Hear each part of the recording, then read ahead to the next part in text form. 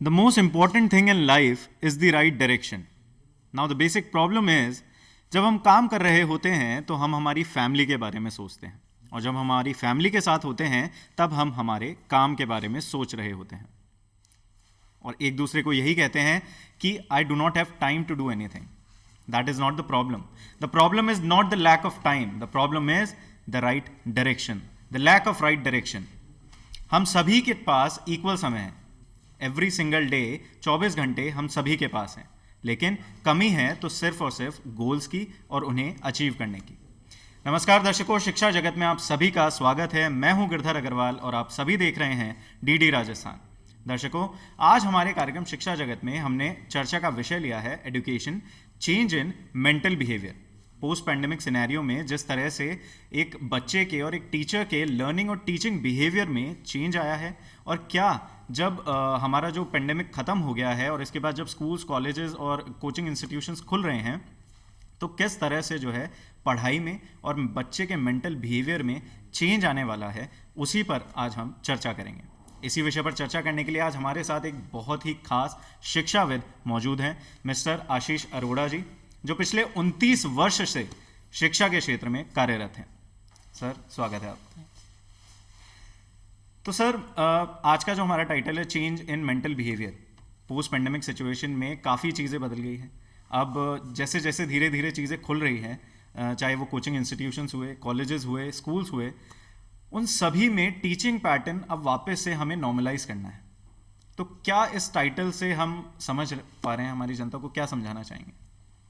गिरधर जी, मैं ये कहना चाहूँगा कि जैसे ही लास्ट ईयर लॉकडाउन की शुरुआत हुई थी, एक बहुत बड़ा challenge students, teachers, parents, educational institutions सबके सामने था कि अब पढ़ाई किस तरीके से कैरी ऑन होगी. शुरुआत में लॉकडाउन कुछ हफ्तों का था, फिर एक्सटेंड होता चले गया, और उस वक्त सबसे बड़ा चैलेंज टीचर्स के सामने था ऑनलाइन टीचिंग सिस्टम पे अपने आप को एक्विंट करना. और स्टूडेंट्स के लिए बहुत बड़ा चैलेंज था कि वो ऑनलाइन सिस्टम्स को यूज़ करते थे सोशल मीडिया के लिए, गेमिंग के लिए, या कभी कभी पढ़ाई के लिए कहें तो गूगल सर्च के लिए, या डिफरेंट एनसाइक्लोपीडियाज़ को यूज़ करने के लिए, जिसके बियॉन्ड कहीं पे भी ऑनलाइन सिस्टम्स एटलीस्ट इंडिया में तो एक्टिव नहीं थे. लेकिन जैसे जैसे टाइम बदलता गया, वैसे वैसे लगभग इंडिया के सभी स्कूल्स ने अपने टीचर्स की ट्रेनिंग डेवलप करी कि टीचर्स ऑनलाइन लाइव क्लासेस पे एक्विंट हो सकें. उस माहौल में लगभग शुरू के 2 से 3 महीने सभी टीचर्स का ध्यान था अपनी खुद की टीचिंग और लर्निंग के ऊपर. जबकि ये देखा जाता है कि किसी भी एकेडमिक सेशन की शुरुआत में जो मार्च से जून तक का टाइम होता है, टीचर स्टूडेंट्स को हैबिचुअल बनाते हैं नई क्लास के लिए, नए सिस्टम के लिए, क्योंकि जैसे ही स्टूडेंट एक क्लास से अपग्रेड होकर अगली क्लास में जाता है तो नए सब्जेक्ट, नया माहौल, नया करिकुलम, उनको हैबिचुअल करने में टीचर का सबसे बड़ा योगदान रहता है. जबकि 2020 में टीचर का ध्यान स्टूडेंट से ज़्यादा अपनी लर्निंग पे था, और वो होना भी चाहिए था, अदरवाइज वो स्टूडेंट के साथ जस्टिस नहीं कर पाते. तो उन शुरू के कुछ महीनों में स्टूडेंट्स ने अपना खुद का एक सेल्फ डेवलपमेंट बिहेवियर बिल्डअप किया, जहाँ पे एक स्कूल या कॉलेजेस के माहौल में डिसिप्लिन्ड एक्टिविटी में स्टूडेंट नए एकेडमिक सिस्टम को समझता है. वहाँ पे स्टूडेंट ने instead of a forced discipline, self motivated environment में घर में अपने अपने माहौल में अलग अलग तरह का एनवायरनमेंट डेवलप किया, जो घर के कंफर्ट के अकॉर्डिंग बिल्ड होता गया. कुछ घरों के अंदर प्रॉपर स्टूडेंट्स के पास टेबल चेयर्स नहीं थी, उन्होंने बेड पे अपने मोबाइल फ़ोन पे पढ़ना शुरू किया. कुछ जगह लैपटॉप थे, कुछ जगह सोफे थे, और अलग अलग एनवायरनमेंट में चीज़ें बिल्डअप हुई. और इस वक्त टीचर्स का ध्यान टीचिंग और अपनी इफेक्टिव कंटेंट डिलीवरी के ऊपर रहा. सो इस पूरे पीरियड में एक सबसे बड़ा मेंटल बिहेवियर चेंज हो रहा था टीचर्स का भी, क्योंकि वो ये चाहते थे बेस्ट कंटेंट की डिलीवरी करें ऑनलाइन सिस्टम में, and they were also enthusiastic. और स्टूडेंट का फोकस था कि जितना लर्न हो सकता है लर्न करें, लेकिन घर में हम सभी जानते हैं कि वो डिसिप्लिन नहीं आ सकता जो कि इंस्टीट्यूशंस में आता है. लेकिन ये चीज़ क्योंकि चलते चलते लगभग 8 से 10 महीने तक चल गई। उन 8 से 10 महीने में स्टूडेंट्स की जो एज होती है, जिसको हम मोस्ट क्रोनोलॉजिकल एज कहते हैं, लगभग 9-10 साल से लेके 14-15 साल की एज, जहाँ पे स्टूडेंट्स में अगर 2 या 3 महीने भी एक बिहेवियर सस्टेन करता है तो वो हैबिचुअल या हैबिट्स में ट्रांसफॉर्म हो जाता है। और वही चीज़ इस वक्त हुई, और उसका नतीजा ये हुआ कि जब स्कूल्स में एग्जाम्स आना शुरू हुए तो बच्चों के लिए बहुत डिफिकल्टी आना शुरू हो गई, and they were not able to manage with the exams, क्योंकि वो डिसिप्लिन लर्निंग जो एक्चुअली नीड होती है किसी भी मेंटल बिहेवियर की, वो नहीं हो पाई। सो जो हम मेंटल बिहेवियर के चेंज की बात करें, वो एक बहुत बड़ा पैराडाइम शिफ्ट हो चुका है। 10 महीने का पीरियड 10 साल से 15 साल की एज के बच्चों के लिए होते हैं। ट्रांजिशन कर लिया है, और अब वापस से नया चैलेंज है जो आप बात करना चाह रहे हैं कि अब ऑनलाइन से वापस ट्रांजिट करने में। बिल्कुल सर, मेरा अगला सवाल भी यही कि पोस्ट लॉकडाउन हम ऑनलाइन से वापस ऑफलाइन का जो ट्रांजिशन फेज होगा हमारा, क्या वो उतना स्मूथ होगा, बच्चा इतनी इजीली अडेप्ट कर लेगा उसको? मैं ये कहना चाहूँगा कि स्टूडेंट के लिए सबसे ज़्यादा डिफ़िकल्ट होगा, क्योंकि टीचर्स के लिए इतना डिफ़िकल्ट नहीं होगा, क्योंकि वो क्रोनोलॉजिकल एज से बहुत ऊपर है, मैच्योरिटी लेवल बहुत हाई है। इवन कॉलेज स्टूडेंट्स के लिए भी अगर मैं कहूँ तो अर्ली कॉलेज स्टूडेंट्स की जो लाइफ है उसमें डिफ़िकल्टी हो सकती है। Post you can say 3rd और फाइनल ईयर में आते आते बच्चों में मैच्योरिटी लेवल आ जाता है। लेकिन सबसे बड़ा जो चैलेंज आएगा वो स्कूल स्टूडेंट्स में और अर्ली कॉलेज स्टूडेंट्स में, क्योंकि जो जस्ट स्कूल से कॉलेज में लास्ट ईयर गए थे वो फर्स्ट ईयर में थे और उन्होंने कॉलेज लाइफ देखी ही नहीं, और फर्स्ट ईयर पूरा का पूरा उन्होंने ऑनलाइन फॉलो किया। सो सबसे बड़ा चैलेंज स्टूडेंट्स के लिए आएगा, क्योंकि उन्हें हैबिचुअल होने का टाइम नहीं मिलेगा, and it will be extremely difficult for them कि ऑनलाइन माहौल जो घर में वो अपना एक न्यूरो डेवलपमेंट कर चुके हैं, उस न्यूरल डेवलपमेंट से वापस पैराडाइम शिफ्ट करके ऑफलाइन में आ पाए।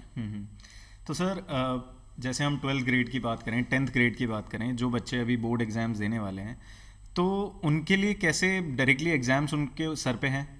उन्होंने जितनी भी पढ़ाई करी है वो ऑनलाइन के दौर में करी है, जो हमारा प्री लॉकडाउन जो हमारा फेज था, और जब से उनकी पढ़ाई शुरू हुई है तब से लेके आज तक उन्होंने कभी ऑफलाइन टीचर को सामने नहीं देखा, और डायरेक्टली उनके सामने अब हैं एग्जाम पेपर्स।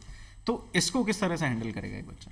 अगर हम हैंडलिंग की बात करें तो एक जो मेजर ड्रिफ्ट आएगा वो ये कि अगर इंडिया की पॉपुलेशन की बात करें तो लगभग 22 से 24% स्टूडेंट पॉपुलेशन है, और जब हम बोर्ड एग्ज़ाम या इवन स्कूल एग्ज़ाम की भी बात करते हैं तो साल भर पीरियोडिक एग्ज़ाम्स की वजह से स्टूडेंट हैबिचुअल डेवलपमेंट में होता है और फाइनल एग्ज़ाम्स के लिए तैयार होता है। इस वक्त जो अभी रिसर्च सर्वेज हुए हैं उसके आधार पे जो बच्चों में एक डिप्रेशन का एटीट्यूड बिल्ड हुआ है लॉकडाउन की वजह से, एंग्जाइटी डेवलप हुई है स्टूडेंट्स के अंदर, और इवन पेरेंट्स भी काफ़ी हद तक जो इकोनॉमिक क्राइसिस या जो हमारे कंट्री में इकोनॉमिक इफेक्ट्स आए हैं उस वजह से डिस्ट्रैक्टेड रहे, तो बच्चों को प्रॉपर वो पेरेंटल या फैमिली का मोरल सपोर्ट भी नहीं मिल पाया, जिस वजह से हम जो कहें इरिटेटिंग हैबिट्स या चिड़चिड़ापन बच्चों में डेवलप हुआ है। Because of this behaviour students कि वो एग्जाम देने की हैबिट बिल्ड ही नहीं हो पाई।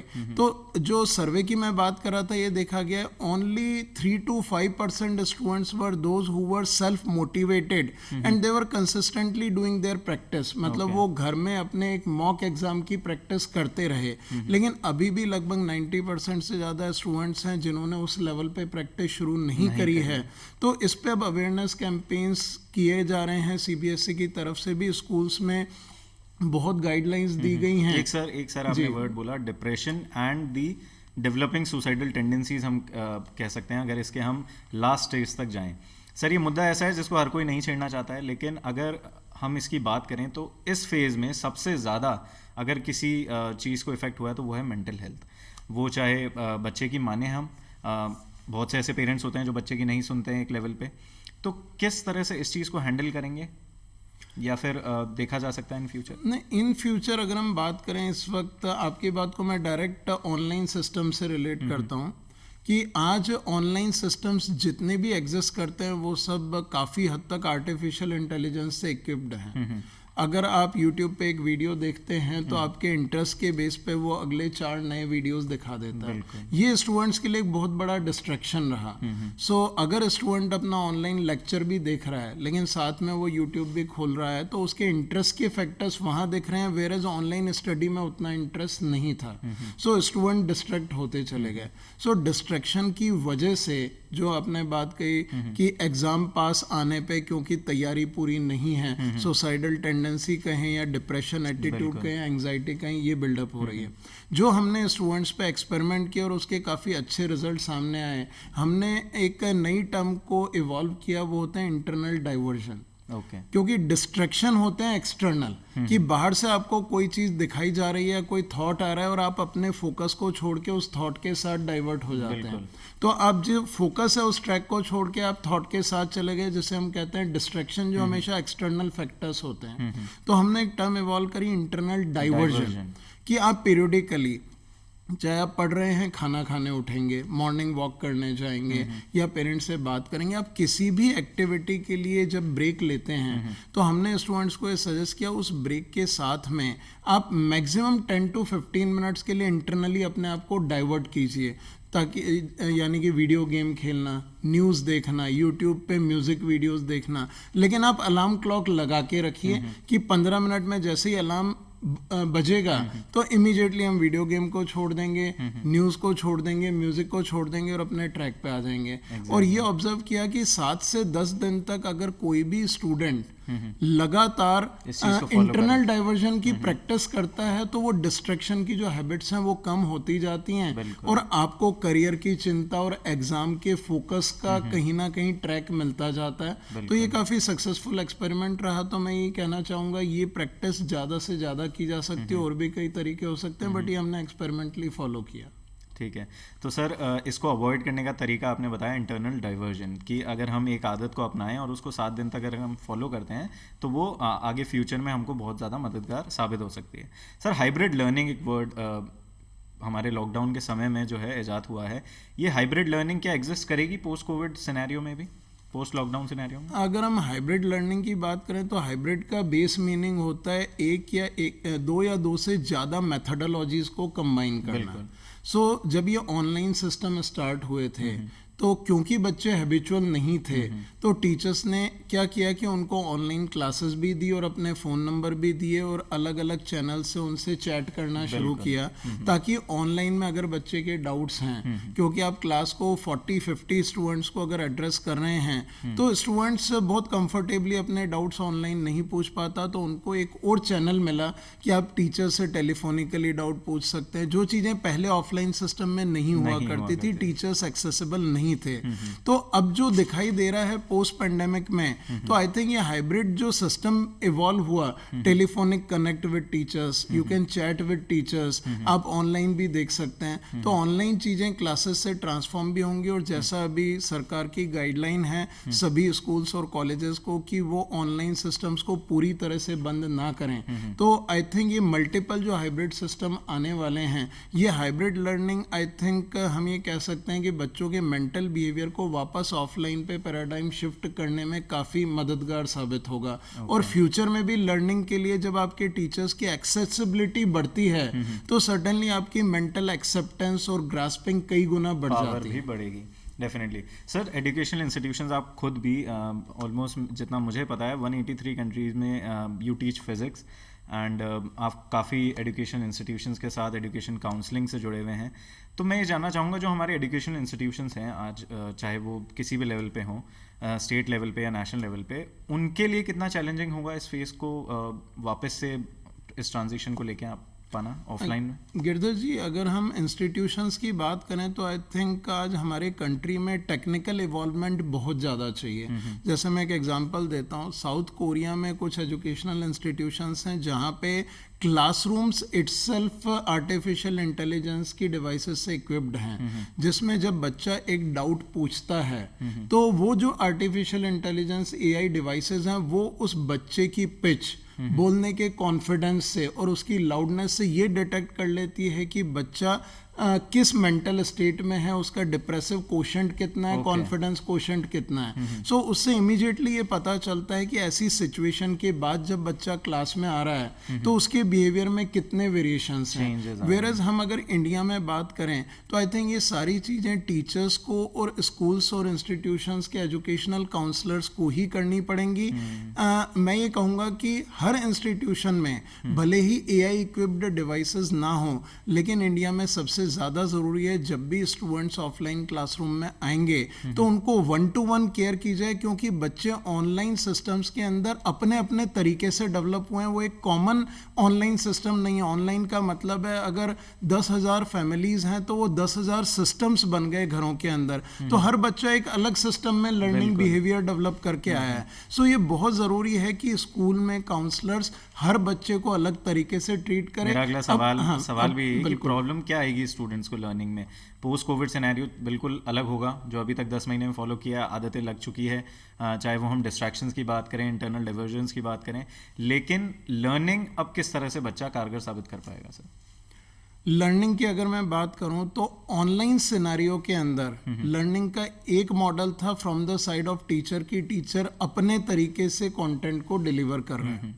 वेयरएज इन क्लास टीचर जब पढ़ा रहा होता है तो क्लास में बच्चों की बॉडी लैंग्वेज, उनकी आईज और उनके बिहेवियर से टीचर को समझ में आ जाता है कि अभी बच्चे शायद कुछ चीज़ें नहीं समझ पा रहे, तो टीचर अपनी टीचिंग को इमीडिएटली क्लास में मॉडिफाई कर लेता है, नए तरह के एग्जाम्पल्स ले लेता है। बट ऑनलाइन सिस्टम में टीचर की तरफ से वन वे कम्युनिकेशन था, क्योंकि टीचर बच्चों के पूरे बिहेवियर को ऑब्जर्व नहीं कर पाता था। अब वापस से जब क्लासेस शुरू होंगी तो अगर टीचर ने वही मॉडल रखा तो प्रॉब्लम्स ये आएंगी कि बच्चे एक डिफरेंट मोड में हैं, सबने अपने अपने घरों में अपना लर्निंग सिस्टम बना लिया है। सो टीचर को बच्चों को प्रोवोक करना पड़ेगा कि ज़्यादा से ज़्यादा टीचर क्वेश्चन पूछे और हर बच्चा आंसर दे। जो पहले सिनेरियो होता था कि क्लास में 3 या 4 जो हाई परफॉर्मर्स हैं या सो कॉल्ड टॉपर्स कह सकते हैं जिनको कहा जाता है, वो बच्चे आंसर देते थे, टीचर सेटिस्फाई हो जाता था और आगे बढ़ जाता था। और जो थोड़े से स्टूडेंट्स लो लर्नर होते थे वो चुप रहते थे और उन पे ध्यान भी कम दिया जाता था, लेकिन टीचर की टीचिंग फोकस होने से फ़ायदा सबको होता था।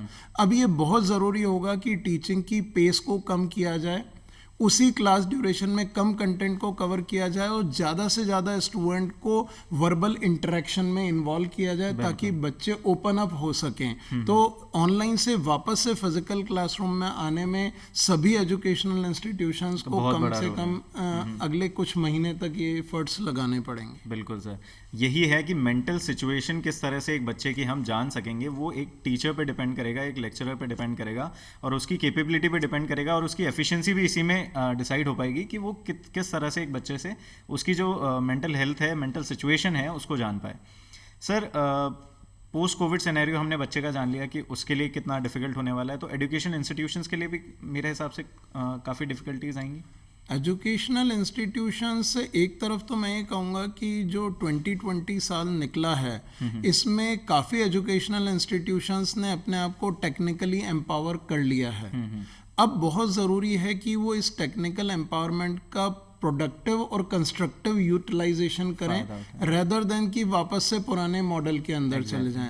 तो डिफ़िकल्टी सबसे बड़ी यही आने वाली है कि जो बच्चों के एटीट्यूड बदल गए हैं, क्योंकि जो बच्चों का एक चीज़ हमने और ऑब्जर्व करा, जो टीचर के लिए हाई रिस्पेक्ट रहता है, कहीं ना कहीं ये डिस्कनेक्ट होने की वजह से हो सकता है जब बच्चे अभी फिजिकल क्लासेस में आए तो 1 साल का पीरियड यंग चिल्ड्रन के लिए इतना ज़्यादा होता है कि वो उस रिस्पेक्ट को वाइप ऑफ कर देता है, भूल जाता है। तो कहीं ना कहीं एजुकेशनल इंस्टीट्यूशन में टीचर्स को बाकी जो एडमिनिस्ट्रेटिव स्टाफ है वहाँ काफ़ी पेशेंस से काम लेना पड़ेगा, क्योंकि बच्चों की जो हमने बात करी depressive state of mind, irritative attitude और कई जगह फैमिली बिहेवियर की वजह से ये भी एक प्रॉब्लम आई है कि बच्चों को प्रॉपर मोरल सपोर्ट नहीं मिल पाया। तो इन सब चीज़ों के पोस्ट इफेक्ट देखने को मिल सकते हैं जिनको बहुत अच्छी तरह से साइकोलॉजिकली इंस्टीट्यूशन को भी हैंडल करना पड़ेगा। बिल्कुल सर, सेल्फ स्टडी है एक, हमने बात कर ली कि एजुकेशनल इंस्टीट्यूशंस को एक बहुत ही प्रोडक्टिव और कंस्ट्रक्टिव वे में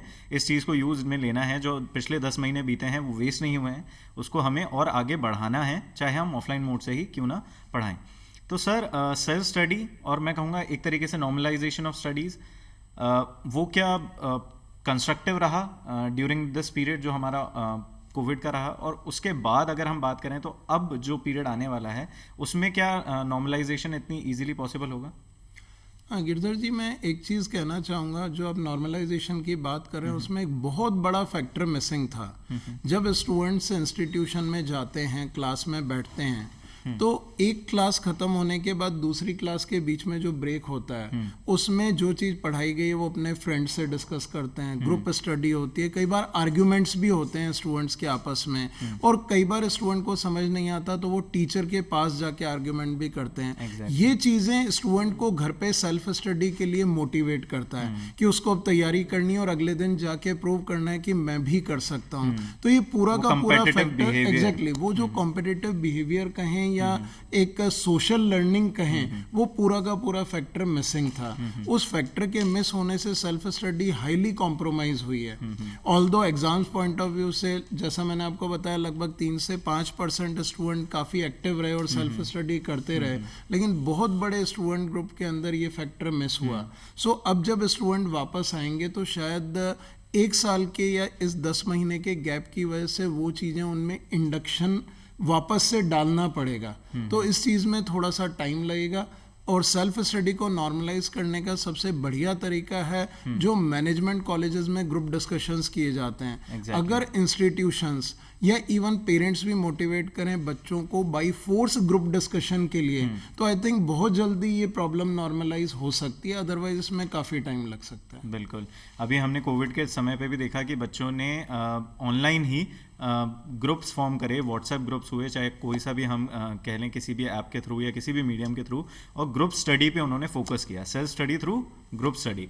सर, राइट डायरेक्शन जो आज हमारा जो टॉपिक है वो भी यही है कि मेंटल बिहेवियर किस तरह से बच्चे का चेंज हुआ है, तो मैं मानता हूँ इसमें कहीं ना कहीं सबसे बड़ा रोल राइट डायरेक्शन का है। सर, राइट डायरेक्शन किस तरह से हम प्रोवाइड कर सकते हैं, और आपकी नज़र में क्या ये बहुत ज़्यादा इंपॉर्टेंट रोल प्ले करेगा हमारे पोस्ट कोविड सिनेरियो में?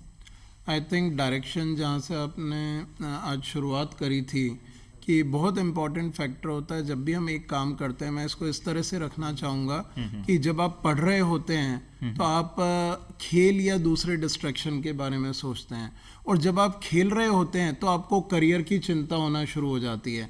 So because of such things कि आप एक काम कर रहे हैं और उस पर फोकस ना करके दूसरी तरफ जाते हैं, इन चीज़ों को ओवरकम हम राइट डायरेक्शन से ही कर सकते हैं। और इसमें जो सबसे बड़ा रोल इस वक्त प्ले करेंगे वो पेरेंट्स करेंगे। तो यहाँ पेरेंट्स के अवेयरनेस सेशन, जैसे हमने भी हमारे स्टूडेंट्स के लिए कई इंस्टीट्यूशंस में पेरेंट अवेयरनेस सेशंस क्रिएट करे, कंडक्ट करे, तो उससे जो अवेयरनेस क्रिएट हो रही है, parents are also understanding the same, कि जो भी उनके प्रोफेशनल इश्यूज हैं लॉकडाउन की वजह से, उसे घर में ना लाके घर में एक जोवियल माहौल क्रिएट किया जाए। सबसे बड़ी डायरेक्शन आज पेरेंट्स को देने की ज़रूरत है। और स्टूडेंट्स के लिए जो मैंने आपको बताया, one thing is distraction, other thing is online जो बच्चों का डेविएशन होता है। कई बच्चों ने ऐसा भी सोचा कि हम गेमिंग में करियर बना लें या कुछ ऐसा कर लें, तो ये जो उनके डेविएशन होते हैं, अपने गोल से डेविएशन, उन डेविएशन को प्रॉपर ट्रैक पे लाना उनके लिए बहुत इंपॉर्टेंट डायरेक्शन है, जिसके अवेयरनेस सेशंस में टीचर्स का और पेरेंट्स का बहुत बड़ा रोल है। सर, कुछ ऐसी नई करियर अपॉर्चुनिटीज़ भी क्या बनी हैं या बन पाई हैं इस पीरियड के दौरान, जैसे अवेल कर सकते हैं? अगर प्रैक्टिकली बात करें तो करियर डायरेक्शंस बहुत सारी इवॉल्व हो गई हैं। जैसे अगर हम प्रैक्टिकल बात करें तो लॉकडाउन में मैन पावर की शॉर्टेज होने की वजह से ज़्यादातर इंडस्ट्रीज ऑटोमेशन पे शिफ्ट हुई हैं। तो ऑटोमेशन में सबसे ज़्यादा जो रोल प्ले करती है वो इंफॉर्मेशन टेक्नोलॉजी रोल प्ले करती है, आईटी सेक्टर। और हमने इस वक्त ये भी देखा कि बहुत सारे स्टूडेंट्स, इवन उनके पास कॉमर्स या ह्यूमैनिटीज़ थी, उन्होंने भी बेसिक आईटी के कोर्सेज और आईटी डिप्लोमास के थ्रू आईटी सेक्टर में अपनी जगह बनाई और बहुत अच्छे पैकेजेस पे जॉब भी हासिल करी। दूसरा, अगर हम बात करें तो एग्रीकल्चर एक बहुत अच्छी अपॉर्चुनिटी निकल के सामने आ रही रही है। आज जितना हम इंजीनियरिंग में कंप्यूटर साइंस को वेटेज देते हैं, बिल्कुल। उतने ही लेवल के करियर प्रोस्पेक्ट्स एग्रीकल्चर में डेवलप हुए हैं, robotic agriculture, software based agriculture. तो एग्रीकल्चर अपॉर्चुनिटीज़ इतनी ज़्यादा डेवलप हुई हैं और इस तरह के कई डिविशंस करियर के अंदर बनना शुरू हुए हैं। जैसे वर्ल्ड वॉर के बाद कई सारे इनोवेशंस होते हैं, इनोवेटिव करियर स्ट्रीम्स आते हैं, उसी तरह यहाँ पे भी हर डायमेंशन के अंदर चाहे कोई भी इंडस्ट्री लें तो बहुत सारे करियर ऑप्शन इवॉल्व होते जा रहे हैं। तो कोविड एक तरीके का वर्ल्ड वॉर ही था जिसे जीत कर शायद भारत अब अगले फेज में कदम रख रहा है, जो कि पोस्ट पैंडेमिक सिनेरियो होगा। इसमें बहुत सारी करियर अपॉर्चुनिटीज़ बहुत से बच्चों ने अपनाई हैं। हमारी उम्मीद यही है कि हर बच्चा एक राइट डायरेक्शन में मूव करे, अपने करियर को इस तरीके से अपनाए कि वो उसे पैशन के रूप में ले और प्रेशर के रूप में ना ले। एक कंस्ट्रक्टिवली अपने करियर को फॉर्म करने की कोशिश करे, हर बच्चा भारत का प्रगति करे। इसी उम्मीद के साथ अगले हफ्ते फिर मुलाकात होगी किसी नए विषय के साथ। तब तक के लिए नमस्कार।